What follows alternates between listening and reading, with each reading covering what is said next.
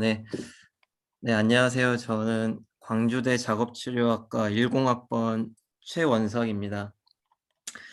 네, 오늘 이렇게 좋은 자리에 초대해 주셔서 교수님한테 감사드리고요. 이제 또 이렇게 줌을 통해서 이 물리적 제한을 극복하고 이렇게 영상으로나마 후배님들 만날 수 있게 되어서 영광으로 생각을 합니다. 간략하게 제 소개를 먼저 한번 해보겠습니다. 네, 소개를 하고 여러분들이 또 질문을 많이 남겨주셨더라고요. 그래서 그 질문에 대한 답변도 남겨보도록 하겠습니다. 네, 저는 2017년도에 그 광주대학교를 졸업하고 나서 연세대학교 작업치료학과 그 석사 과정으로 입학을 바로 했어요. 그리고 나서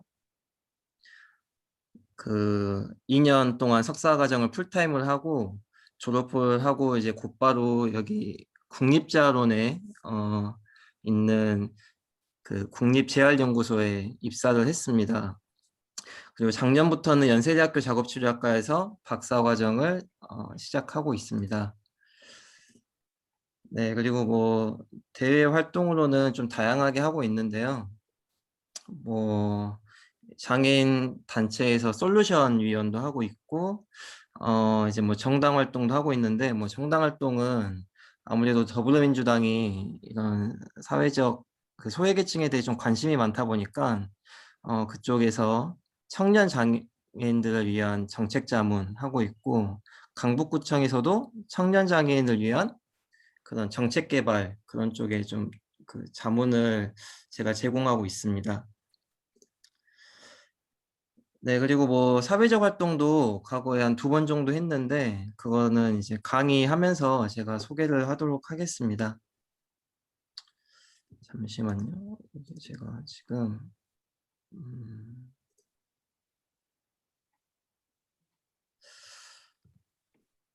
네.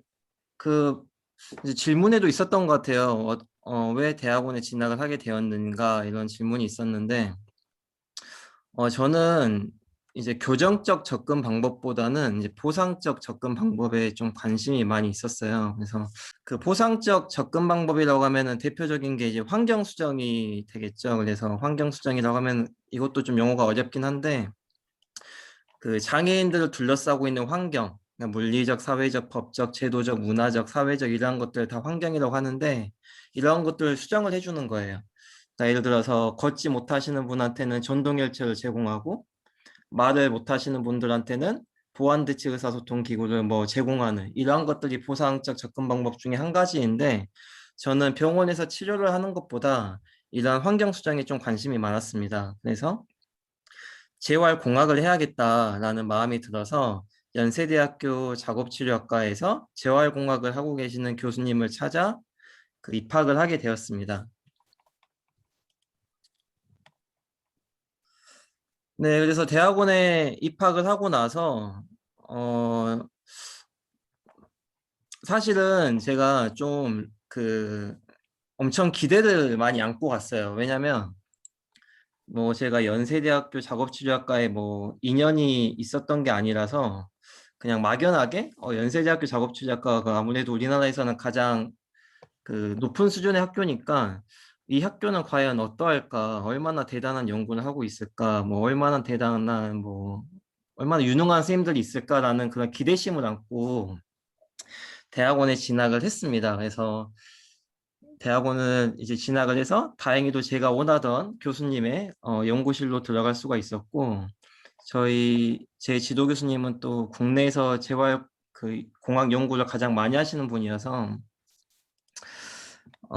굉장히 이제 설렘과 기대를 안고 입학을 했는데 막상 이제 가보니까 생각했던 거랑은 조금 달랐어요. 그러니까 이 대학원이라고 하는 것은 이제 그 공부를 하는 곳은 또 아니더라고요. 그러니까 좀 쉽게 설명을 해주자면 교수님이랑 같이 이제 교수님이 그 학문을 전달해 주는 게 아니라 교수님과 함께 공부를 하는 그런 구조인 거예요. 그러니까 뭘 이제 배운다기보다는 혼자 스스로 익히는 그런 과정이 좀 갖춰져 있는 곳이었어요. 그러다 보니까 처음에는 굉장히 좀 힘들었어요. 저는 이제 대학교에서는 교수님이 알려주시는 거에 대해서 이제 익히는 위주의 공부를 해오다가 연세대학교를 가니까 그런 과정은 없고 뭐 이런 것들에 대해서 한번 알아와 봐라. 이런 것들에 대해서 너가 준비해 봐라. 약간 이런 식의 구조여서 처음에는 적응하기 좀 힘들었습니다. 그래서 이렇게 있으면 되게 좀 졸업하기가 쉽지가 않겠다. 그러니까 대학원이라는 게 입학은 쉽습니다. 근데 졸업이 좀 어렵거든요. 그래서 이렇게 대학원 생활을 하면 졸업을 못할 수도 있겠다는 생각이 들어서 내가 잘할 수 있는 걸 찾아보자라는 생각에 3D 프린팅을 하게 되었습니다.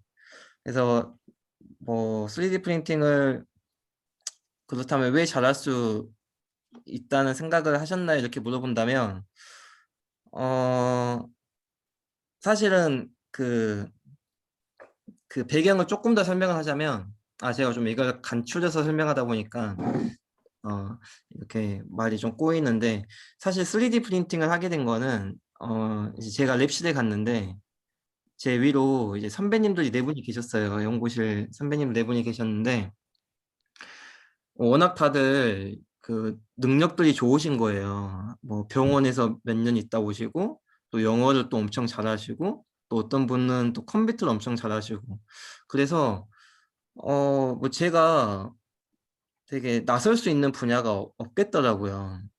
또 그래서 되게 좀 의기소침해 있었는데 어느 날 이제 융합 연구를 하게 되는 회의에 참석을 하러 갔다가 저희 연구실이 3D 모델링을 못한다는 걸 알게 됐어요. 그래서 디자인학과랑 융합 연구를 많이 했거든요.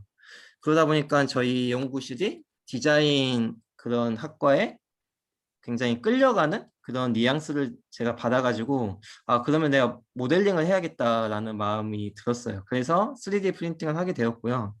그러니까 뭐 제가 처음부터 이쪽에 관심이 있었다기보다는 대학원에 가서 이걸 해봐야겠다라는 생각이 들어서 시작을 하게 되었고 그러다 보니까 관련된 자격증 공부를 좀 많이 하게 되었습니다. 그 자격증은 제가 그 후반부에서 어떤 자격증이 있는지 소개를 한번 해드리겠습니다. 뭐, 네. 그래서 대학원에 진학을 해서는 제가 이제 3D 프린팅 관련된 연구를 많이 했어요. 이 사진에서 보이시는 게 저희 교수님인데, 지도 교수님인데, 광주대학교에도 한번 특강을 하러 오셨습니다. 그때 여러분들이 계셨을지 모르겠는데, 아마 제 기억으로는 2018년도로 기억을 하거든요. 그때 저랑 그 교수님이랑 같이 가서 특강을 했었는데, 저희 지도 교수님은 사지마비 장애인이세요. 그래서 전동열차를 타고 계셔서 움직일 수 있는 게 그 어깨까지만 움직일 수가 있습니다. C4 레벨이어서. 그런데도 이제 컴퓨터도 사용하시고 운전도 하시고 다 하거든요. 그게 이제 보조 도구가 있기 때문에 가능한 건데 제가 3D 프린팅을 배우고 나서 교수님에게 처음으로 만들어 드린 보조 도구가 음료 보조 도구였어요. 왜냐면 교수님께서 이 차 마시는 걸 좋아하거든요. 근데 교수님이 손을 쓰지 못하시니까 항상 이제 목이 마르면 저희한테 전화를 하세요.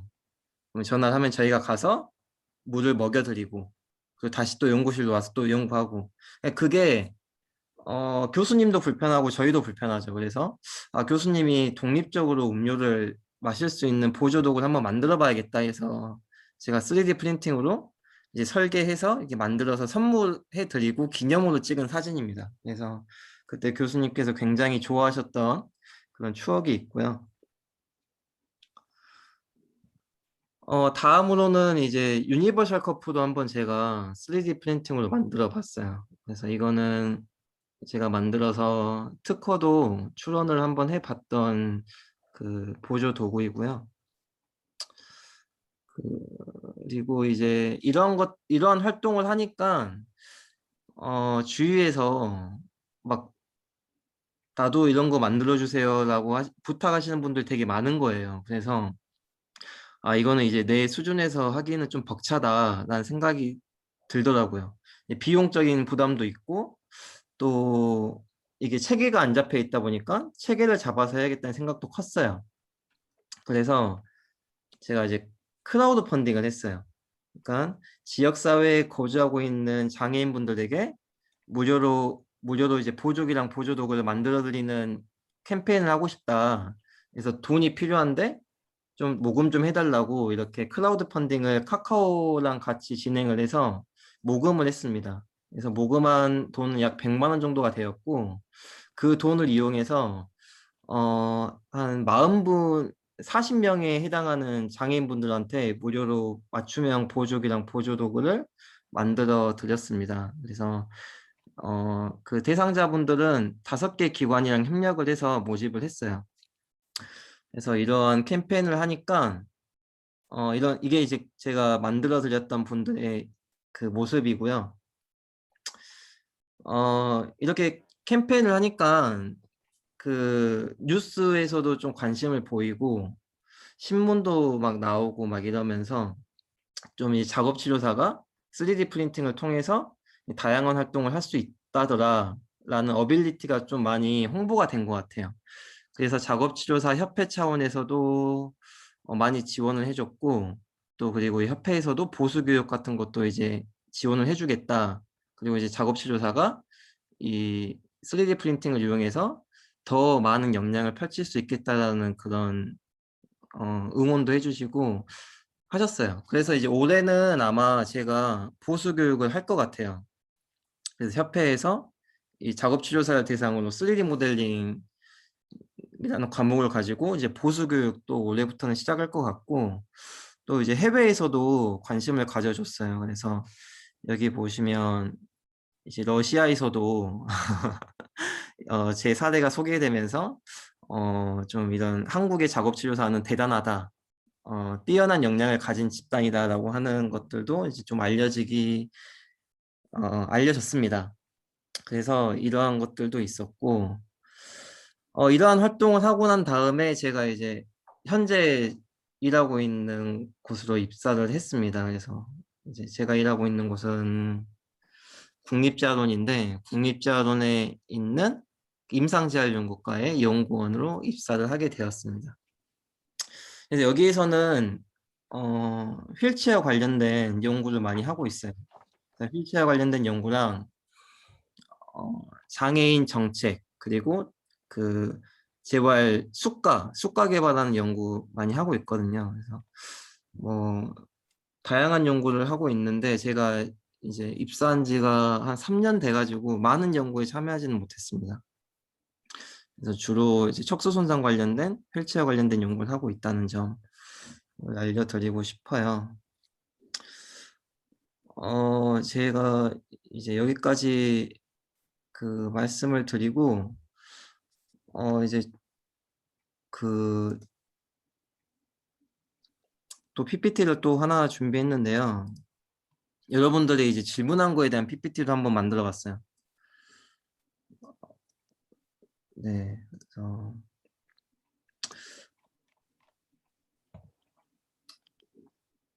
이제 먼저 그 대학원에 왜 가게 되었냐, 뭐 배경에 대해서 제가 그 앞에서 잠깐 소개했지만, 그 가장 그 결정적인 요소였던 거는, 이 사진에서 보이실지 모르겠어요. 제가 2015년도에 이제 허명 교수님이랑 캡스톤 디자인 수업을 했었거든요. 근데 이 수업이 지금도 이 수업이 있나요, 교수님? 지금은 이제 없어졌습니다. 아, 네. 이게 이 저희가 수업이 감각발달재활사 자격증 때문에 네. 그거 과목이 없어지고 이제 새로운 감각발달재활사 관련 과목으로 바꿔졌습니다.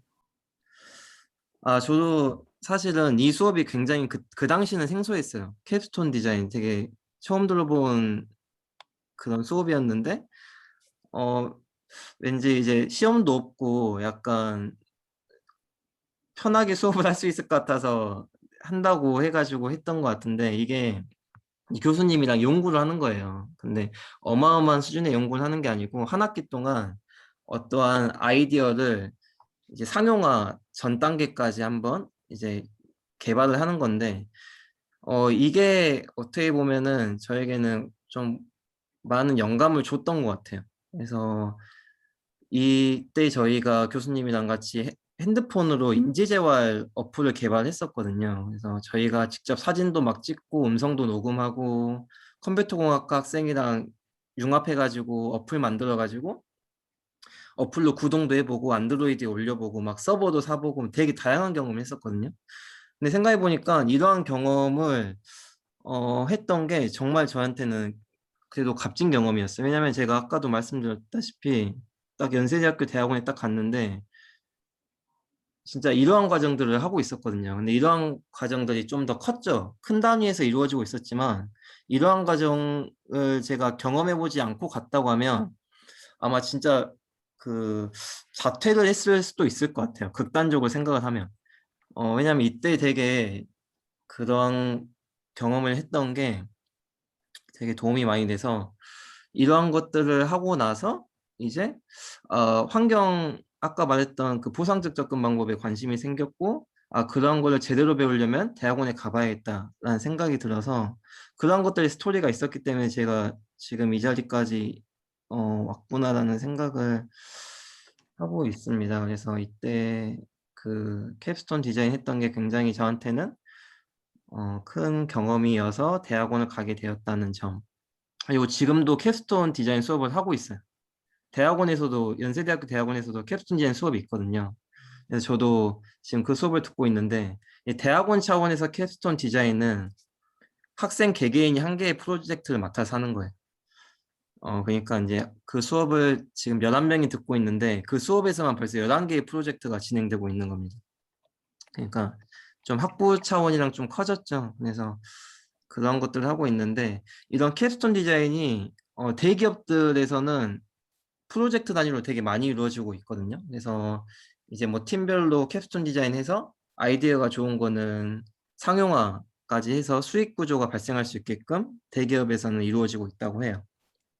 그래서 저는 이 수업이 아직까지도 진행되고 있다고 하면 여러분들한테 꼭 이런 것들 경험해 보라는 이야기 하려고 했는데 아쉽게 되었네요. 그리고 제가 그리고 이제 그 보시면 굉장히 대외 활동을 많이 했죠. 보면 광주대학교에서 받은 상이 굉장히 많습니다. 그러니까 이 지금 입상은 제가 연세대학교 작업치료학과 갈 때 제출했던 거예요. 근데 그러니까 그 당시에 제가 광주대학교 다닐 때 좀 대외 활동에 좀 신경을 많이 썼어요. 왜냐면 제가 성적이 좋지 않았거든요. 성적이 좋지 않아가지고 이 성적을 어떤 걸로 보상을 해야 될까라는 생각에 막 책을 읽어보니까 대외 활동이 중요하다 해가지고 제가 학생회장을 먼저 시작을 해서 뭐 캡스톤 디자인 그리고 뭐 교내에서 이루어지고 있는 뭐 공모전이나 공모전 진짜 다 나갔던 것 같아요. 그래서 뭐 UCC는 다 나갔던 것 같고 뭐 아무튼 되게 많이 했어요. 그리고 교내에서 또 그 교육을 많이 하고 있거든요. 그 학교 홈페이지 공지사항에 들어가면은 교내에서 그 다양한 교육을 하고 있어요. 근데 그 교육이 또 수료증이나 뭐 이수증 같은 걸 줘요. 그런 것들도 다 받고 막 했던 기억이 있습니다. 그래서 제 나름대로는 제가 성적이 안 좋으니까 이런 걸로 좀 극복을 해야겠다고 해서 이런 입상을 많이 하고 제가 이제 자소서에 이런 걸 많이 녹여 썼어요. 그래서 저는 뭐 성적이 좀 낮은데 그 이유는 뭐 이런 것들 활동을 좀 많이 했다. 그래서 저는 뭐 이런 것들에 대해서 창의적인 발상을 좀 잘하는 편이다. 약간 이런 식으로 그 자소서에 풀었었고 이런 입상이 많으면 가장 좋은 점이 그 면접 때 좋습니다. 면접 볼 때 이런 것들에 대한 질문들이 은근 많이 나와요. 그래서 뭐 되게 좋아하시죠. 그래서 왜냐면 그 면접을 볼 때 그 질문이 그 제가 자소서에 쓴 거 위주로 질문이 나오면 좋은 거거든요. 좋다고 봐야 되거든요. 근데 입상이 있으면은 제가 면접을 많이 본 건 아니지만 굉장히 입상에 대해서 질문이 많이 나왔던 경험이 있습니다. 그래서 여러분들도 이 광주대학교가 되게 그런 게 저는 잘 갖춰져 있고 조금만 노력을 하면 이런 것들을 획득할 수 있는 기회가 많이 있다고 생각을 해요. 그래서 또 교수님들도 이런 거 한다고 하면은 굉장히 좋아해 주시거든요. 그래서 뭐 많은 능력이 없어도 교내라고 하는 그 내에서 이루어지는 경쟁이기 때문에 충분히 입상의 가능성이 있다. 그리고 문턱이 높지가 않다. 그리고 그 학교 홈페이지 공지사항을 저는 그 되게 자주 들어갔던 것 같아요. 그래서 그런 교육도 좀 많이 듣고 있던 것 같습니다. 이거는 제가 그 질문에 있었던 것 중에 하나였던 것 같아요. 3D 프린팅 관련된 자격증 어떤 게 있었냐라고 물어보는 질문이 있어가지고 제가 이제 취득한 자격증을 나열해 봤는데요. 이제 그 디자인 관련된 자격증이 대부분이에요. 그리고 3D 프린팅도 있고, 최근에는 그 3D 프린터 관련된 운용 기능사 자격증도 취득을 했거든요. 근데 이런 것들이 좀 어렵게 보일 수는 있는데, 저도 이제 취득을 한 거니까 여러분들도 충분히 할 수 있다는 제가 충분히 할 수 있다는 그 장담을 할 수 있습니다. 그러니까 조금만 노력을 하면은 다 취득할 수 있는 자격증이니까 여러분들도 이런 3D 모델링에 관심이 있다고 하면은 한번 그 취득에 도전을 해 보시길 바랍니다. 그리고 또 이제 뭐 연봉을 물어보는 질문이 있었어요. 근데 국립대학로는 국가기관이다 보니까 그 채용 공고에 들어가면은 월급이 다 나와 있어요. 1호봉 기준으로 나와 있긴 한데 국립대학로는 30호봉까지 있습니다. 그래서 1호봉부터 매년 올라가는 거예요. 그리고 이제 매년 또 그 물가 상승률을 고려해서 또 매년 연봉이 올라가긴 하거든요.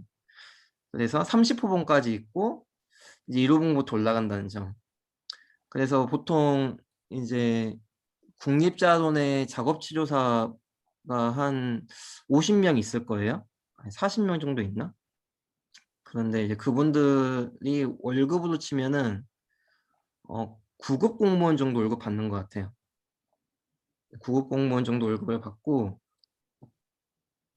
이 연구소는 그 계급이 3개로 있어요. 계급이라고 하긴 뭐하고 이제 등급이 학사급 연구원 있고 석사급 연구원 있고 박사급 연구원이 있는데 학사급이 9급, 석사급이 7급, 뭐 박사급이 5급 이런 식으로 연봉 테이블이 좀 되어 있어요.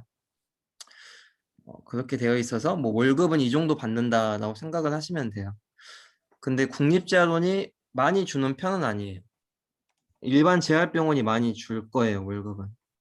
하지만 저도 임상 경험은 없지만 이제 들리기로는 그 재활병원은 월급을 많이 주는 대신에 좀 많이 그 환자를 좀 많이 본다고 하더라고요. 그래서 좀 그런 것들에 있어서 좀 차이가 있다. 뭐 국립자료는 월급은 좀 적지만 워라밸이 좀 보장이 된다. 이제 워라밸이라고 하면은 국립자료는 5시 반 되면 딱 다 퇴근이에요. 4시까지만 딱 치료를 하고 1시간 반 동안 차트 정리하고 5시 반 되면 딱 퇴근. 토요일 근무 없고. 근데 이제 재활병원은 좀 그 뒤에 근무도 있고 토요일도 뭐 격차로 출근하고 그런데 월급은 좀 많이 주고 이러한 차이가 있는 것 같습니다. 그래서 자기 라이프 스타일에 맞는 곳으로 결정을 하면 될 것 같아요. 네, 그리고 또 질문 중에 국립자원 연구소 말고 또 가볼 만한 연구소가 어디 있냐고 또 물어봐 주신 분이 있었는데 어 먼저 이제 건강보험 심사 평가원이라는 곳이 있어요.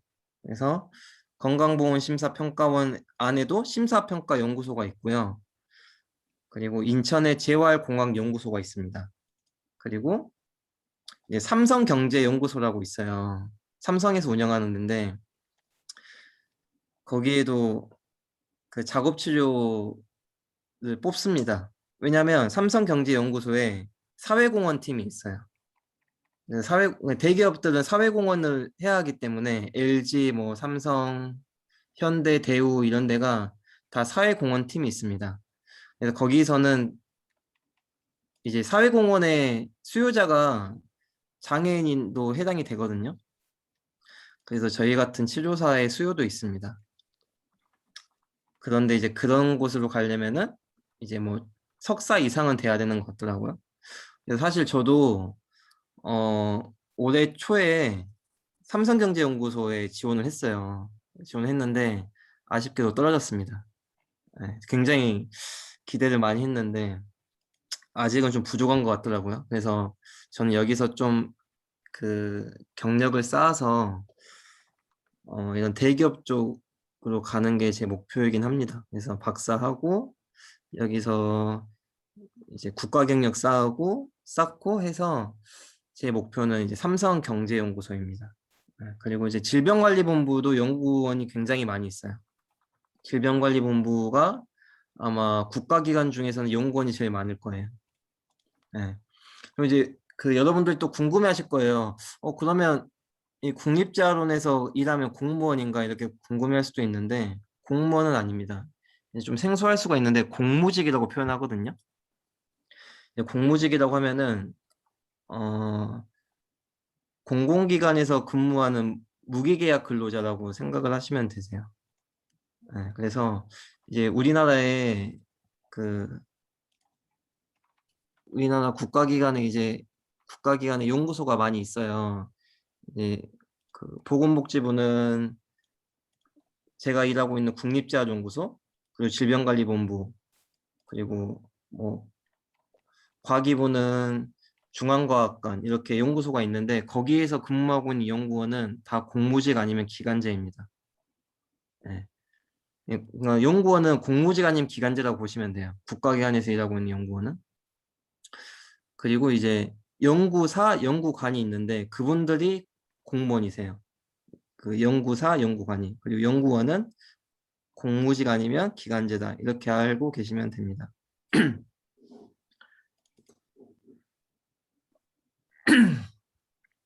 그리고 제가 또 다른 화면을 공유를 하자면 그리고 제가 또 한 가지 더 말씀드리고 싶은 게 이제 저희가 2017년도에 4차 산업혁명이라는 그 단어가 처음 등장하기 시작을 했어요. 2017년도를 기점으로. 근데 이제 저희가 4차 산업혁명에 주목을 해야 되는 이유 중 하나가 이제 과거에 있었던 산업혁명과 비교를 해보면 큰 차이점이 있습니다. 과거에 있었던 산업혁명은 그 신기술이 한 개씩만 등장을 하거든요. 그러니까 이제 3차 산업혁명 때는 전기라고 하는 신기술이 등장을 했었죠. 근데 4차 산업혁명은 특이점이 있어요. 4차 산업혁명은 이제 AI를 필두로 해서 그 아래 신기술들이 한 10개 정도 포진을 하고 있습니다. 뭐 그중 하나가 뭐 IoT가 있고 뭐 ICT, 3D 프린팅 그리고 뭐 많이 있어요. 그렇게 신기술이 4차 산업혁명 때는 지금도 막 뭐 등장하고 있다고 저는 생각을 하거든요. 뭐 빅데이터도 그렇고 클라우드 기반도 그렇고 이러한 것들이 다 이제 AI를 필두로 해서 등장하고 있는 신기술들인데 저는 이제 대학원에 딱 갔을 때 저희 연구실에서 4차 산업혁명에 대해서 공부를 굉장히 많이 했어요. 왜냐면 지금이 기회다. 왜 기회냐면 이제 신기술이 이제 등장을 하고 있으니 지금 우리가 이 중에 한 가지를 딱 잡고 주도를 하면은 한 10년간은 우리가 리드할 수 있다라고 하는 그러한 그 비전이 있었어요. 그래서 저희 연구실에서는 그 제가 있을 때 5명의 연구원이 있었는데 이 연구원별로 한 개의 신기술을 잡고 한 개씩의 신기술을 잡고 이제 되게 열심히 연구를 했었거든요. 그러니까 저는 그 중에서 3D 프린팅을 어떻게 보면 선택을 한 거죠. 그러니까 제 동료 선생님은 이제 ICT, 또 다른 선생님은 빅데이터 이렇게 하나씩 잡고 제가 굉장히 공부를 많이 했어요. 근데 저는 지금도 이러한 기술들이 개발 중이기 때문에 지금도 늦지 않았다고 봐요. 그래서 여러분들이 이 작업 치료와 함께 이런 신기술 중에 하나를 골라서 열심히 한다고 하면은 굉장히 베네핏이 있을 거라 생각이 들거든요. 그래서 지금은 이제 학문 간의 경계가 많이 무너졌다고 저희가 표현을 해요. 왜냐면 유튜브만 봐도 저희가 공부할 수 있는 그런 여건들이 굉장히 활성화가 되어 있잖아요. 그래서 예전에는 저희가 그 작업치료학과면 작업치료학과 공부만 잘하면 최고였는데 작업치료도 잘하고 또 다른 거에 대해서도 어느 정도는 할 수 있어야 돼요. 그래서 요즘 보면 뭐 코딩도 많이 배우는 것 같아요. 작업치료 선생님들이 이제 아두이노도 좀 하려고 하는 것 같고 이렇듯이 좀 되게 학문 간의 장벽이 많이 무너졌다.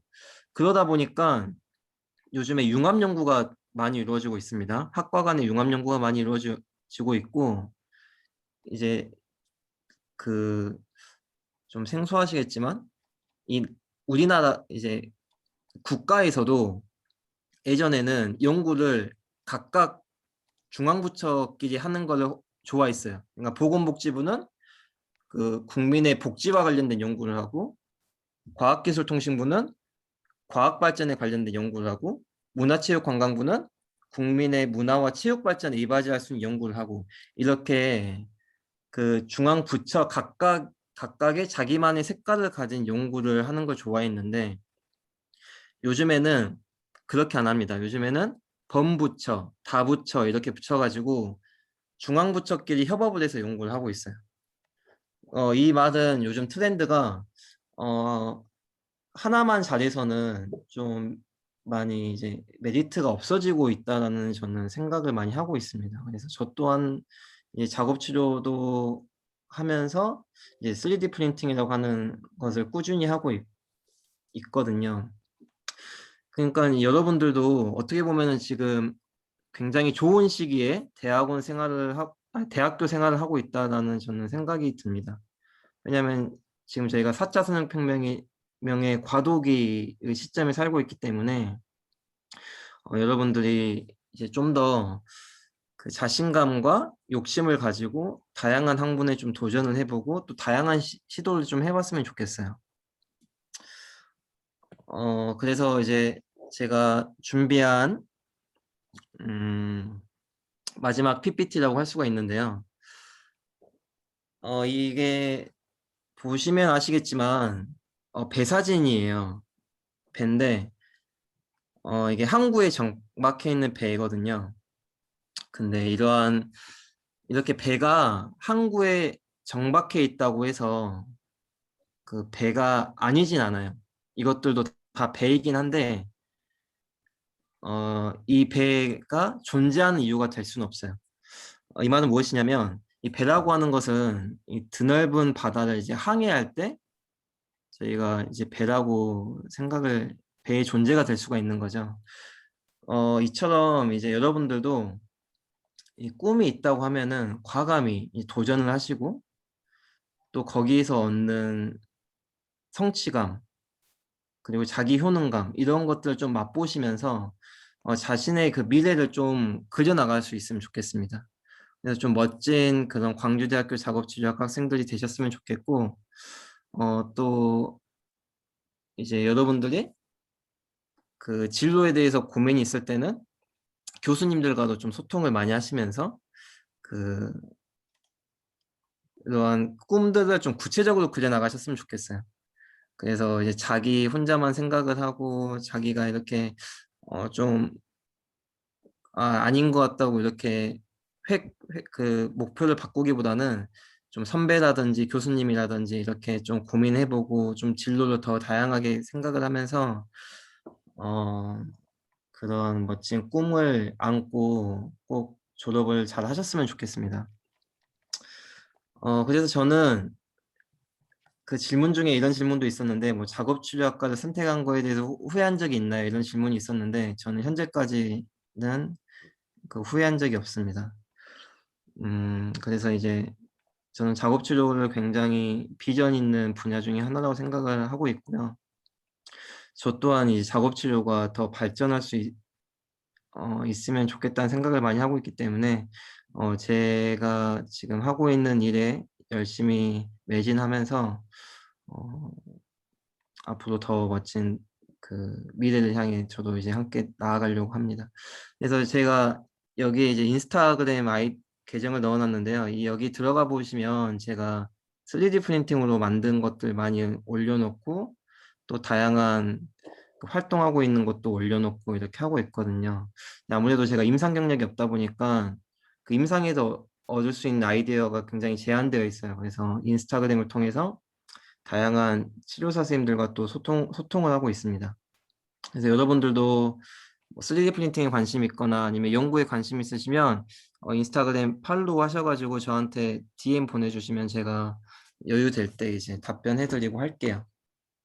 네, 제가 준비한 이야기는 여기까지고 혹시 뭐 또 들으시면서 편하게 궁금하신 내용 있으면 채팅으로 물어봐 주셔도 되고 마이크 켜셔서 물어봐 주셔도 좋을 것 같아요. 편하게.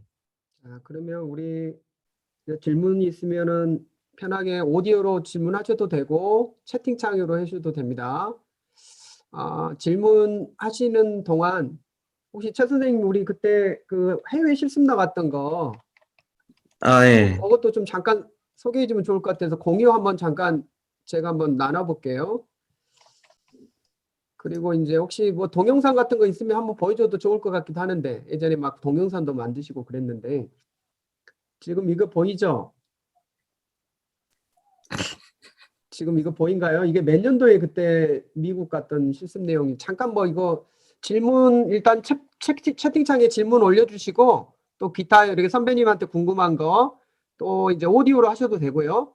자 그러면 잠깐 뭐 이게 이거 해외에 나갔던 부분들도 잠깐 우리게 좀 잠깐 소개해 주는 것도 좋을 것 같다는 생각이 들어서 이게 지금 어디에서 지금 어디 지역에 있는 아, 거죠? 저는 그 실습을 미국으로 갔어요. 네. 지금도 가고 있는지 모르겠는데, 저는 실습을 하와이에서 했습니다. 그래서 하와이에서 한 달간 실습을 하고 왔는데요. 제가 일했던 곳은 데이케어 센터라고 해서 이제 주간보 센터라고 보시면 돼요. 그래서 병원에서 퇴원하셔가지고 지역사회에 거주하고 있는 장애인분들이 이제 오셔가지고 케어를 받는 거예요. 근데 이제 여기서 받는 케어는 그 치료의 개념과는 좀 다르고, 약간 지역사회에서 소통할 수 있는 방법을 배우는 거예요. 그래서 뭐 산수 같은 거 배우고요. SNS 하는 법, 아니면은 뭐 마트에서 장 보는 법, 그리고 뭐 그 친구끼리 같이 게임하는 법, 막 이런 것들을 이제 배우거든요. 장애인분들이 오셔가지고. 그래서 이제 저는 여기서 그 좀 프로그램을 많이 경험하고 왔어요. 그래서 제가 가장 인상 깊었던 거는 페이스북 그 메시지 보내기 수업이 있어요. 그러면은 PC방 같은 곳이 있거든요. 거기에 한 10명의 사람이 들어가서 서로 페이스북 메시지 보내기 연습하는 거예요. 그러니까 왜냐면 요즘에는 이제 다 스마트폰을 쓰기 때문에 이 SNS를 통해서 소통하는 것도 굉장히 중요하잖아요. 그래서 거기가 또 SNS가 또 정보도 많고, 그러니까 장애인분들이 정보에 굉장히 취약해요. 그러니까 정보를 많이 알아야지 그러니까 자기들이 받을 수 있는 서비스 같은 거 무료로 받을 수가 있고 또 지원도 받을 수가 있기 때문에 이러한 수업이 굉장히 저는 인상 깊었습니다. 그래서 지금도 페이스북으로 연락을 하고 있어요. 근데 뭐 이분들이 뭐 이제 장애가 있다 보니까 뭐 원활하게 의사소통이 되는 건 아니지만 뭐 헬로 뭐 how are you 이 정도의 그 의사소통을 지금도 뭐 1년에 한두 번 정도는 오더라고요. 그러면 저도 굉장히 답변을 성실하게 해주고 있습니다. 그래서 저는 사실 1차 실습이 미국이었어요. 미국에 실습을 하고 이제 국내에서는 조선대학교 병원 갔고 전남대학교 병원을 갔어요. 근데 이제 그 미국에서 실습을 하고 굉장히 작업 치료에 대한 프라이드가 올라갔어요. 아, 작업 치료 대박이다. 정말 좋은 직업이구나 생각을 하고 이제 제가 목표를 대학병원을 잡았어요. 아, 나는 대학병원 가야겠다. 그렇게 해가지고 이제 광주에서 제일 큰 곳으로 갔죠. 그래서 이제 조대랑 전대랑 갔는데 치료가 안 맞는 거예요. 해보니까 대학병원 가서 치료를 해보니까 이거 내가 잘 못할 것 같은데 라는 생각이 들었어요. 그래서 굉장히 힘들었어요. 왜냐면 그때가 4학년 2학기였거든요. 막 국시를 공부해야 되는데 길을 잃은 듯한 기분이었어요. 그래서 그때 이제 막 교수님이랑 막 상담하고 어떻게 해야 되나 막 하다가 찾은 게 대학원이었거든요. 그러니까 캡스톤 디자인도 해봤고 그럼 연구도 이런 식으로 한다고 하니까 그러면 대학원을 가야겠다. 그냥 남자니까 또 공대 계열의 재활공학을 한번 해봐야겠다. 라는 생각에 남들 다 이제 국시 공부할 때 저는 혼자 토익 공부하고 막 그랬어요. 연대 가려면 영어 점수 내야 되거든요. 그래서 저 진짜 힘들게 국시 좀 준비했어요. 그리고 저 때 그 재시험이 있었어요. 국시 재시험. 너무 어렵게 나와가지고 한 20명이 떨어진 거예요. 근데 다행히 저는 한 번에 붙긴 했지만 엄청 어렵게 나와가지고 그때 이제 한 번 난리가 났습니다. 재시험을 봐야 되는 상황에. 그래가지고 제가 이제 연세대학교 합격이 11월 달에 발표가 됐어요. 그러니까 국시 보기 전에 연대 합격을 하고 나는 이제 됐다. 합격하고 연대 가야겠다 했는데 국시 보고 나서 가채점을 했는데 제가 떨어진 거예요. 이제 국시 보고 와서 제가 가채점을 하거든요. 가채점을 했는데 제가 실기가 30개부터 합격인데 25개 맞은 거예요, 실기를. 그래서 떨어졌다. 이제 연세대 못 가겠다. 막 엄청 진짜 아, 완전히 다 꼬였다라는 생각을 하고 있었어요. 망했다, 진짜 이거 어떡하지? 재시험 1년 뒤에 봐야 되나? 이렇게 하고 있었는데 다행히 제가 합격하고 저희 4학년 1등이 떨어졌어요. 1등이. 그 당시 4학년.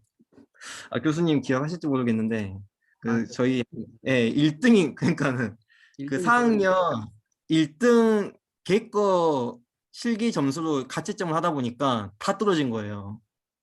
걔가 당연히 공부 잘하니까 걔거 위주로 이제 가채점을 하니까 엄청 많이 떨어졌어요. 근데 걔가 떨어지고 제가 합격을 했고 했던 또 기억이 있습니다. 이제 데이케어 센터에서는 만성 환자들이 대부분이기 때문에 평가를 하지 않습니다. 평가는 하지 않고 정말 약간 그런 놀이 위주의 프로그램을 많이 해요. 음, 만성이기 때문에 더 나빠지고 좋아질 게 없다고 판단을 하는 것 같아요. 음. 네. 그러면은 그때 이제 우리 최 선생님 말고 또 같이 이렇게 갔던 팀들은 데이케어 센터 아니면은 이제 작업치료 쪽에서는 또 평가 같은 것도 이렇게 경험을 한가요? 또 이것도 재밌는 비하인드 스토리가 있습니다. 그때 저 포함해서 4명이 갔는데 네. 그 4명이 가가지고 이제 그 실습지를 어떻게 정하냐면은 영어 인터뷰를 해가지고 실습지를 정해요. 음, 저는 원래 제가 가고 싶었던 곳은 그 미국 본토에 있는 그 학교 작업 치료 그 음, 필라델피아가 있었거든요. 음, 그러니까 이왕 미국 가는 거 필라델피아로 가고 싶었는데 거기는 이제 영어를 잘하는 친구가 가고 저는 이제 그만큼 잘하지 못했나 봐요. 그래서 음, 이제 하와이에 있는 데이케어 센터로 갔는데 그러니까 그게 실습지가 제 기억으로는 3개였어요. 미국 필라델피아, 하와이, 그리고 하와이에 있는 데이케어 센터, 음, 또 나머지 1개가 그 안내견, 음. 그 안내견, 안내견. 그 안내견 교육하는 것도 실습지였어요. 그러니까 미국은 그 시각장애인들이 사용하는 음. 안내견 트레이닝을 치료사가 한다 하더라고요. 네. 그래서 이거 보여줬는데 지금 안내견 보이죠? 이 네. 친구가 이 친구가 안내견. 이제 우리나라는 아직 안내견을 통해서 시각장애인 자격증을 안 했는데 해외 같은 경우는 이렇게 시각장애인들에게 활동할 수 있도록 안내견 같은 것도 교육하고 이게 지금 다 안내견이죠. 이게 몇 그래서 년도죠? 2016년입니다. 그래서 2016년. 16년 정도. 그때 이 네 명이서 이제 미국 가서 이렇게 작업치로 이렇게 경험도 하고 벌써 이제 이렇게 시간이 많이 지났네요. 아, 그래. 네. 또 우리 선배님들 또 선배님 이렇게 오랜만에 봤으니까 또 기타 질문들 있나요? 여러분들 뭐 괜찮으니까 편하게 질문하셔도 됩니다. 어, 네, 어, 그 한 번은 또 여러분들 선배일 것 같은데 연세대학교로 왔어요. 또 그 아, 맞아요. 한명구팀, 연구팀 이렇게 해가지고 그때 캡스톤이었죠, 교수님. 예, 예, 예.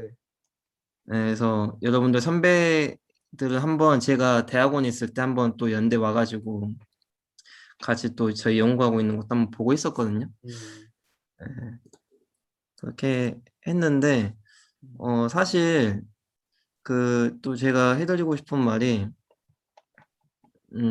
저는 이제 광주대학교도 경험하고 연세대학교도 경험했지만 연세대학교는 작업치료학과 국가고시 합격률이 높지가 않습니다.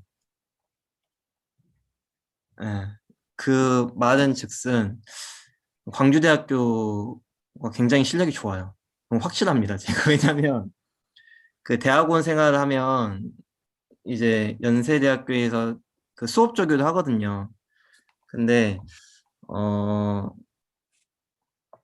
정말 그 저희와 큰 차이가 없어요. 예, 큰 차이가 없는 수준이에요. 그러니까 저희 학교도 그만큼 수준이 높다고 저는 생각을 합니다.